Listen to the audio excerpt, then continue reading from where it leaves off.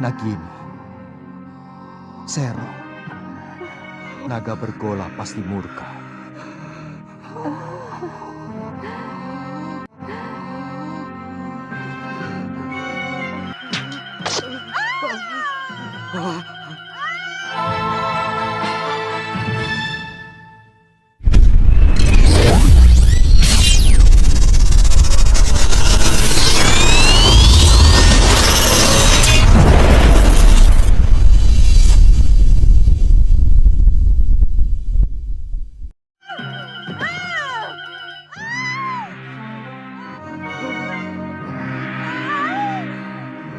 Dharma, kamu mau membunuhku?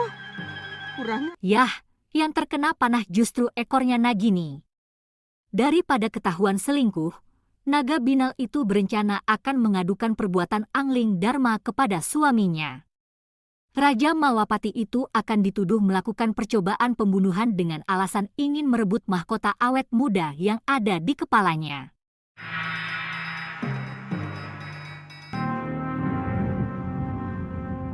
Kakang naga bergola. Kakang, Angling Dharma hampir saja membunuhku, Kakang. Mungkin dia ingin memiliki mahkotaku yang bisa membuatnya... Mendengar aduan fitnah dari Nagini, naga bergola sempat tak percaya karena Angling Dharma adalah sahabatnya yang dikenal baik dan jujur. Nagini terus menangis sambil menjelaskan jika karena serakah, manusia pasti akan tega berbuat keji. Naga bergola pun akhirnya mempercayai Nagini dan dia akan segera membunuh Angling Dharma.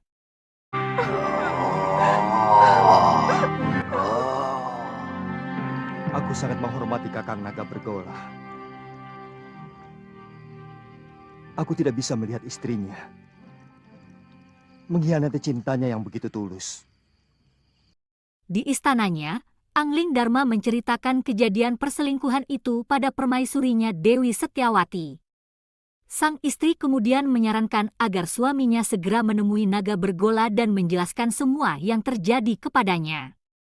Sang Dewi yakin jika naga bergola akan mempercayainya karena dia adalah naga resi yang bijaksana. Yang aku takutkan, Nagini akan memfitnahku. Ternyata, sedari tadi naga bergola menguping pembicaraan mereka dari luar tembok istana. Emosi sang naga seketika musnah dan berganti iba atas kebaikan dan kepedulian Angling Dharma yang telah membuyarkan perselingkuhan istrinya Nagini dengan Sanca. Hampir aku membunuh seorang sahabat yang berhati suci, tidak menggaulinya. Karena aku sedang bertapa. Lebih baik mati daripada dikhianati seorang istri. Karena sumpah mati itu, sang naga akan mengakhiri hidupnya. Namun sebelum naga itu tutup usia, dia lebih dulu menawarkan ilmunya kepada Sang Prabu. Sang Prabu menerima tawaran itu dan segera naik ke atas punggung sang naga. Dan mereka berdua segera terbang ke angkasa meninggalkan kerajaan Malwapati.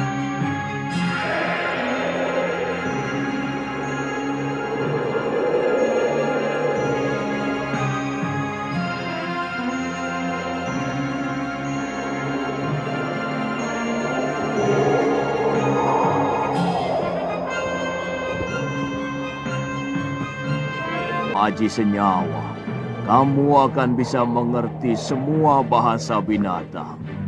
Dan itu akan menambah kearifanmu sebagai seorang raja. Ilmu ini hanya boleh dimiliki oleh seorang. Artinya, kalau ilmu itu diwariskan kepada orang lain, maka pemiliknya yang pertama akan binasa. Berarti saya akan membunuh Kakang. Sudah saatnya aku akan meninggalkan dunia fana ini.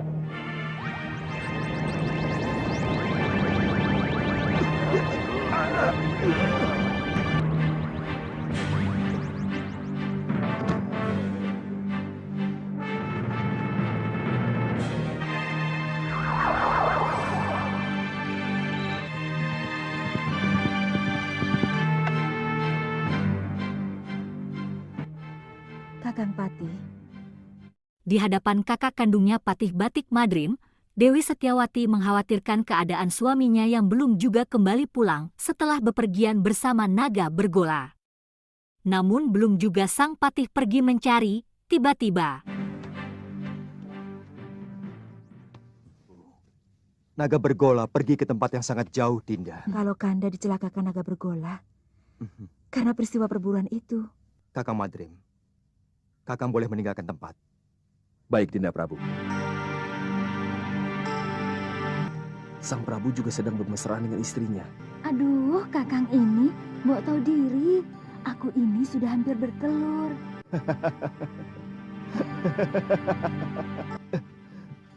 ada sesuatu yang lucu dari diriku, Kanda. karena ketawanya sang Prabu terbahak-bahak, si Dewi menjadi tersinggung.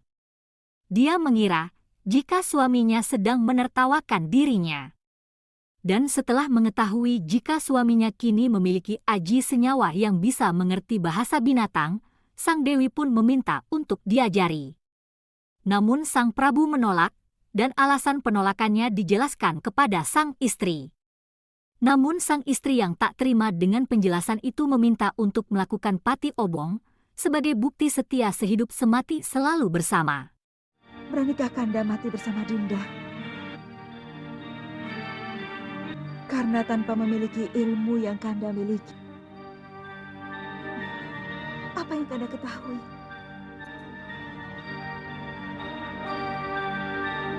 Akan kuturuti.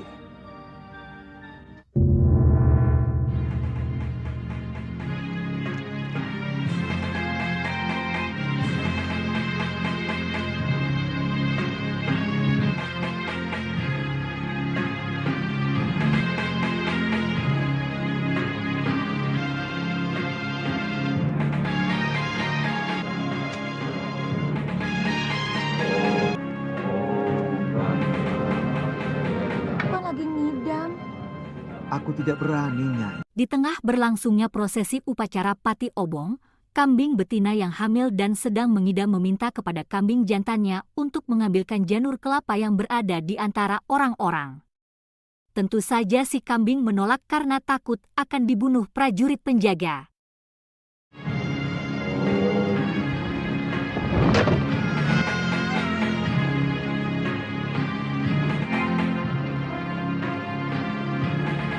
Karena sakit hati sekaligus kecewa, kambing betina kemudian memutuskan ikut pati obong seperti yang dilakukan permaisuri raja.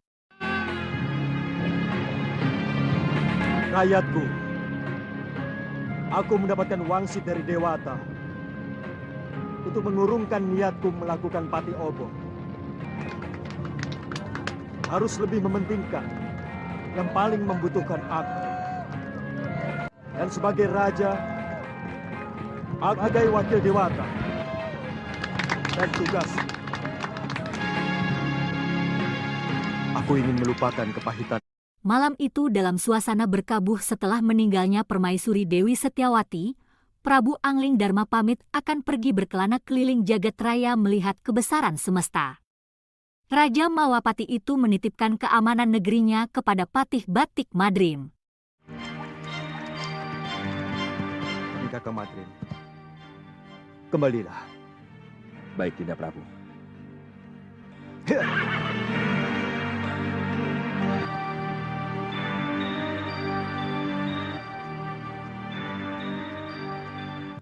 Biasanya kalau matahari sudah tinggi, Situ apa enggak itu sudah menangkapnya? Itu dia. Sebentar ya.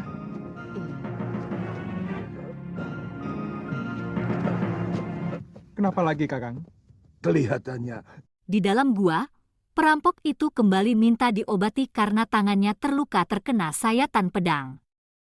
Dia menyarankan agar sang tabib Suliwa segera pergi meninggalkan tempat itu karena keberadaannya sedang diperebutkan para pendekar. Suliwa yang lebih mengasihani penduduk sekitar menolak untuk pergi. Karena jika dia pergi, tak akan ada lagi tabib yang bisa mengobati.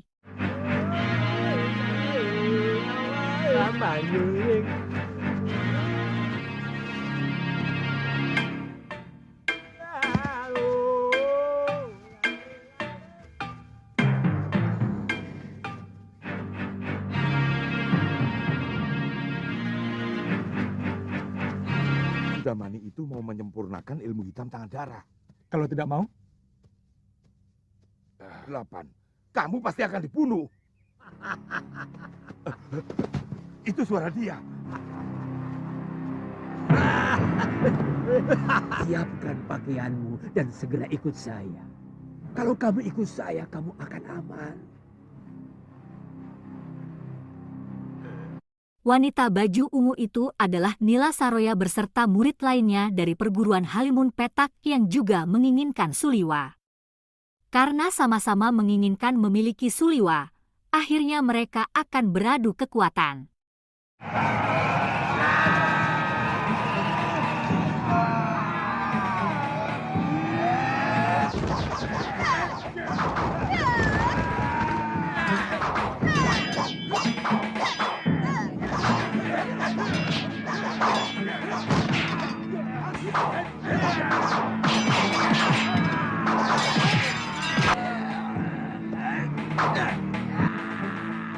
Bentuk jurus pagar cahaya bumi.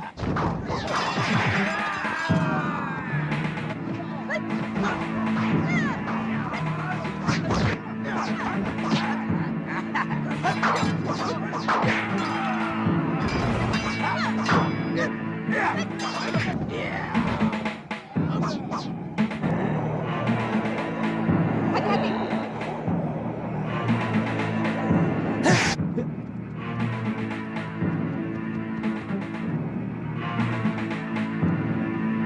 Dewi Kenanga yang juga menginginkan Suliwa berada tak jauh dari tempat pertarungan Sudamani dengan Nila Saroya. Kenanga dihadang 4 orang pendekar penguasa wilayah Gunung Kendang.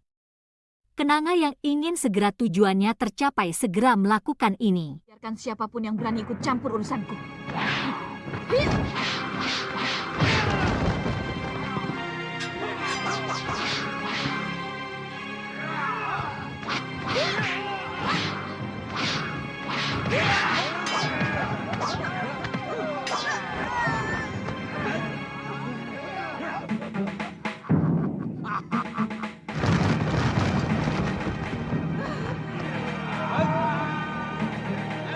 Aku paling suka perempuan galak.